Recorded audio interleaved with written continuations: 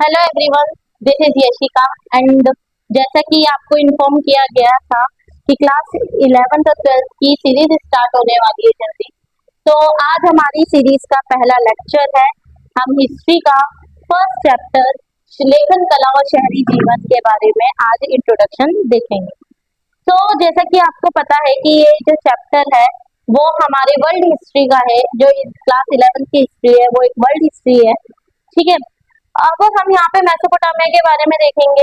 Mesopotamia सभ्यता को सब विश्व की सबसे पुरानी सभ्यता माना जाता था, लेकिन जब भारत की सिंधु घाटी सभ्यता की खोज हुई तब से ये जो अवधारणा थी वो बदल गई, क्योंकि जो सिंधु घाटी सभ्यता थी वो मेसोपोटामिया सभ्यता से भी काफी ज्यादा पुरानी थी।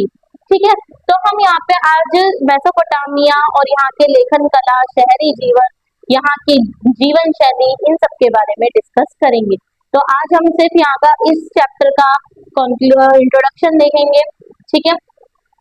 शहरी जीवन का प्रारंभ मेसोपोटामिया में हुआ था। मेसोपोटामिया फरात और दजला नदी के बीच स्थित है और आज कल यह प्रदेश इराक गणराज्य का हिस्सा है।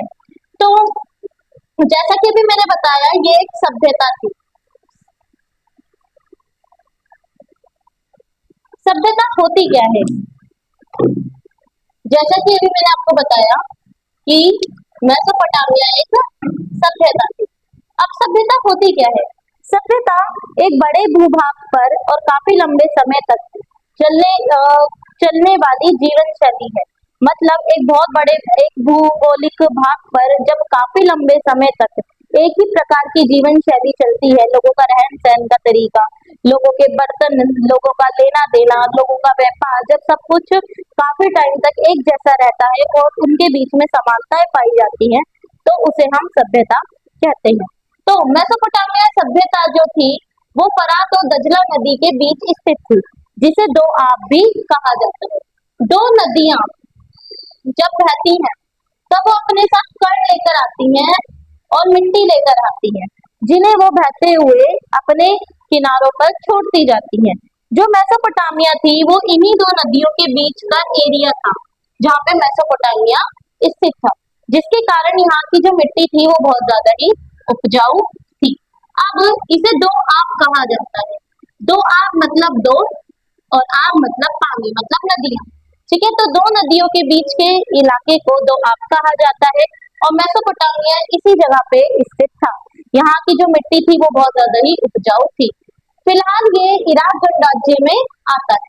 मेसोपोटामिया की सभ्यता अपनी संपन्नता, शहरी जीवन, विशाल एवं समृद्ध साहित्य, गणित और खगोल विद्या के लिए प्रसिद्ध है।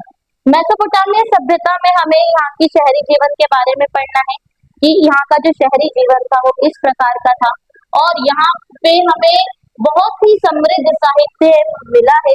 जो साहित्य में हमें पट्टिकाएं मिली हैं, जो मिट्टी की पट्टिकाएं बनी होती थी, जिनके ऊपर सरकंडे के माध्यम से लिखा जाता था और बाद में उन्हें सुखा दिया जाता था। इन पट्टिकाओं में हमें गणित की पट्टिकाएं और खगोल विद्या भी मिलती हैं। खगोल विद्या आपकी मतलब स्पेस से रिलेटेड होती है, जिसमें हम तारों और ग्रहों की चाल से सब कुछ पहले से ही अनुमान लगा लिया करती है। मेसोपोटामिया की लेखन प्रणाली और उसका साहित्य 2000 ईसा पूर्व के बाद पूर्वी भूमध्य सागरीय प्रदेशों और उत्तरी सीरिया तथा तुर्की में फैला। भूमध्य सागर के आसपास हमारा सीरिया और तुर्की है। ठीक है। 2000 ईसा पूर्व का तात्पर्य है, हमने जो टाइमलाइन है, टाइमलाइन को दो भागों में विभाजित किया। एक ईसा पूर्व से पहले और दूसरा ईसा पूर्व के बाद। आज 2026 चल रहा है, कभी ये जीरो भी रहा होगा, लेकिन ऐसा नहीं है कि हमारी पृथ्वी को बने हुए केवल 2026 साल ही हुए हैं। इससे पहले का भी एक टाइम पीरियड रहा है, लेकिन क्योंकि हमें इतिहास का अच्छे से अध्ययन करना था तो हमने यहाँ पे एक समय को क्या माना है? जीरो माना है। अब कुछ विशेष भी हुआ होगा जिसे हमने जीरो माना है, वो है ईसा मसीह का जन्म। ईसा मसीह के जन्म को हमने क्या माना? जीरो माना। और इससे पहले के जो दुनिया का जो भी समय है हम उसे ईसा पूर्व कहते हैं और जीरो के बाद के समय को ईसवी। तो अभी जो हमारी चल रही है वो 2026 ईस्वी चल रही है। यहाँ पे 2000 ईसा पूर्व की बात हुई है। यहाँ पे जो गिनती चलती है वो सीधे तरीके से चलती है, यहाँ पे हम गिनती उल्टे तरीके से चलती है। अब अगर हम माने यहाँ से 2000 ईसा पूर्व, तो अगर हम इसे, ये तो ईसा पूर्व का समय हो गया 2000, और अगर हम अभी राउंड ऑफ करके अभी के 2000 साल और मिलाएं तो लगभग हम 4000 साल पहले की बात कर रहे हैं। I hope this table is clear to you, क्योंकि आप एक चीज समझे कि जीरो है जो कि ईसा मसीह का जन्म है, उससे पहले के समय को हम ईसा पूर्व कहते हैं और इसके बाद के समय को हम ईस्वी कहते हैं। तो ईसा पूर्व मतलब हम यहाँ से अगर हम काउंटिंग चले 2000 तक की, तब हम ईस्वी की हाथ पे बात कर रहे हैं, और अगर हमें साल निकालने हैं तो हम अभी के भी 2000 सालों को प्लस करके 4000 साल पहले की बात कर रहे हैं। हमें यहाँ पे मेसोपोटामिया को मुख्य रूप से इसके शहरीकृत दक्षिणी हिस्से को सुमेर और अक्कदी के नाम से जाना जाता था। जो मेसोपोटामिया का जो दक्षिणी इलाका है, कैसे, यहाँ पे पूर्व, यहाँ पे उत्तर, यहाँ पे दक्षिण और यहाँ पे पश्चिम। तो जो मेसोपोटामिया का दक्षिणी इलाका था उसे किस नाम से जाना जाता था? सुमेर और अक्कदी नाम से जाना जाता था। मेसोपोटामिया का प्रथम ज्ञात भाषा सुमेरी, मतलब सुमेरी भाषा थी, सुमेरियन भाषा थी यहाँ की सबसे प्रथम ज्ञात भाषा। बाद में इसकी जो भाषाएं हैं वो बदलती रही है, कभी अक्कदी हो गई, कभी अर्मेनिया हो, तो वो बाद में चेंज होती रही है। मेसोपोटामिया में पुरातात्विक खोज की शुरुआत 1840 के दशक में। पुरातात्विक खोज क्या होती है? जब भी इतिहास को खुदाई के माध्यम से खोजा जाता है, मतलब विशेषज्ञों द्वारा क्या किया जाता है, जहाँ पे हमें आशंका होती है वहां पे खुदाई का कार्य शुरू किया जाता है, और वहां से खुदाई में जो भी चीजें मिलती है तो उसे हम पुरातात्विक खोजें कहते हैं। अब खुदाई में आपको बहुत सारी चीजें मिल सकती हैं, जैसे इमारतें मिल सकती हैं, आपको मृद भांड मिल सकते हैं। मृद भांड क्या होते हैं? बर्तन होते हैं। आपको पट्टिकाएं मिल सकती है, बहुत सारी चीजें होती हैं जो आपको मिल सकती हैं। तो यहाँ पे खुदाई का काम शुरू हुआ था 1840 के दशक में। दशक हमेशा याद रखिएगा 10 साल का होता है, तो मतलब 1840 से 1850 तक के बीच में खुदाई का काम शुरू हुआ था। 1840 कोई एग्जैक्ट डेट नहीं है, 1840 से 1850 के बीच में इसका काम शुरू हुआ था।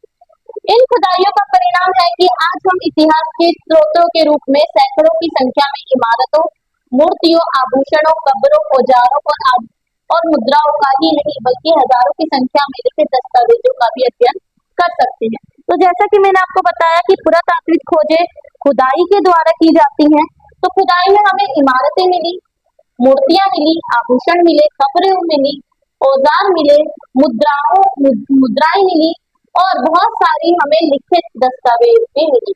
लिखित दस्तावेज किसी भी चीज के हो सकते हैं, जैसे कि हिसाब किताब रखने के लिए या किसी भी चीज को आगे आने वाली पीढ़ी के लिए लिखित रूप के लिए रखना, तो लिखित दस्तावेज किसी से भी रिलेटेड हो सकते हैं। यूरोप वासियों के लिए मेसोपोटामिया बहुत ही महत्वपूर्ण था। अब ऐसा क्या था? एक्चुअली जो यूरोपीय लोग थे ना, उनके लिए मेसोपोटामिया की बहुत ज्यादा इंपॉर्टेंस थी। क्यों थी? देखो, यूरोप में ज्यादातर जो लोग हैं वो क्रिश्चियनिटी धर्म के, ठीक है ना, ईसाई धर्म के। तो इसका कारण यह है कि बाइबल के प्रथम भाग ओल्ड टेस्टामेंट में कई संदर्भों में इसका उल्लेख मिलता है।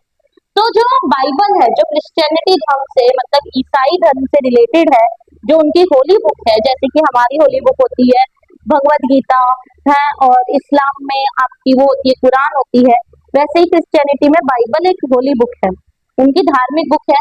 तो उसमें हमें एक टर्म मिलती है, वो है आपकी ओल्ड टेस्टामेंट का उल्लेख किया गया है। और जब हमने इस टर्म का मतलब निकाला, तो इस टर्म का मतलब होता है सुमेर ईंटों से बने शहर। तो कहीं ना कहीं सुमेर कहाँ पे है? सुमेर हमारी मेसोपोटामिया में है, तो यहाँ पे कहीं ना कहीं सुमेर मेसोपोटामिया के शहरों की बात की जा रही है, ठीक है। 1960 के दशक तो यहाँ पे जो यूरोपीय होते थे, यूरोपीय लोग मेसोपोटामिया को अपने पूर्वजों की भूमि मानते हैं कि यहाँ पे इनके पूर्वज रहे हैं, तो इसलिए यूरोप वासियों के लिए मेसोपोटामिया एक बहुत ही ज्यादा अहम सभ्यता है। 1960 के दशक तक यह समझा जाता था कि ओल्ड टेस्टामेंट की कहानियां अक्षांश सत्य नहीं है, परंतु ये इतिहास के महत्वपूर्ण परिवर्तनों के अतीत को अपने ढंग से व्यक्त करती है। तो क्या हुआ कि 1960 तक ये माना गया कि इसमें सब कुछ जो लिखा है ओल्ड टेस्टामेंट में, जो सारी बातें लिखी हैं, सारी बातें सत्य नहीं है। लेकिन ऐसा भी नहीं है कि कुछ भी इसमें हकीकत नहीं है। इसमें ये माना गया इन्होंने जो महत्वपूर्ण परिवर्तन है ना, वो कहीं ना कहीं हमें इसमें मिलते हैं। ठीक है ना। हम ये नहीं कह सकते कि सारे ही अतीत जो इसमें लिखा है, कहानी वगैरह, अभी जो भी ओल्ड टेस्टामेंट में बातें लिखी हैं वो सारी सत्य हैं। लेकिन हाँ, हम ये बात कह सकते हैं इसमें कुछ इवेंट्स जो इसमें बोले गए हैं वो सत्य हैं, और कहीं ना कहीं हमें उसके प्रामाणिकता के प्रूफ भी मिलते हैं। समझ में आई ये बात? ये लाइन समझ में आई? अब हमें बाइबल में से एक कहानी मिलती है। बाइबल के अनुसार यह जलावापन पृथ्वी पर संपूर्ण जीव को नाश करने वाला था। तो हमें बाइबल में से कहानी मिलती है कि पृथ्वी के ऊपर हर जल प्रलय आने वाली थी। जल व्यापन मतलब जल प्रलय आने वाली थी, जिसमें हर जगह से पानी ही पानी होने वाला था और सब कुछ नष्ट हो जाता। परंतु परमेश्वर ने जल व्यापन के बाद भी पृथ्वी पर जीवन को सुरक्षित रखने के लिए नोआ नाम के एक मनुष्य का चुनाव किया। लेकिन एक नोआ नाम का व्यक्ति था जिसे परमेश्वर ने चुना, और नोआ ने एक बहुत बड़ी बोट बनाई और उसमें हर जंतुओं के जोड़ों को रखा, मतलब एक नर एक मादा। जैसे मान लो एक एलिफेंट है तो एक नर को रख लिया, एक मादा को रख लिया, ताकि वो बच सके प्रलय में। ठीक है, क्योंकि आगे वो फिर अपने बच्चे पैदा करेंगे, इस तरीके से जीवन चलता रहेगा। तो इसी तरीके से क्या किया, नोवा ने सभी जीव जंतुओं के एक जोड़े को रख लिया। तो वो तो बाकी सब तो नष्ट हो गया, लेकिन जो जिन्हें नौका में रखा गया था, जिसे नाव में रखा गया था, वो बच गए। तो ये जो कहानी है ये सिर्फ हमें बाइबल से नहीं मिलती, ऐसी सेम कहानी हमें मेसोपोटामिया से भी मिलती है। तो इस तरीके से आप देखते हैं कि कहीं ना कहीं मेसोपोटामिया और बाइबल के बीच में काफी चीजें हमें सिमिलर मिलती हैं। लेकिन अभी भी हम ये नहीं कह सकते कि जो सारी A to Z बाइबल में जो चीजें लिखी हैं वो 100% सत्य है। लेकिन हाँ, कुछ ना कुछ हमें सिमिलरिटी मिलती है, काफी कुछ प्रतिशत सत्य लिखा हुआ है। तो इस तरह से आज हमने सिर्फ इस चैप्टर का इंट्रोडक्शन पार्ट देखा। कल से हम इसके आगे के मेन टॉपिक्स को स्टार्ट करेंगे, जैसे कि इसका भौगोलिक विस्तार, इसका शहरी जीवन। So thank you.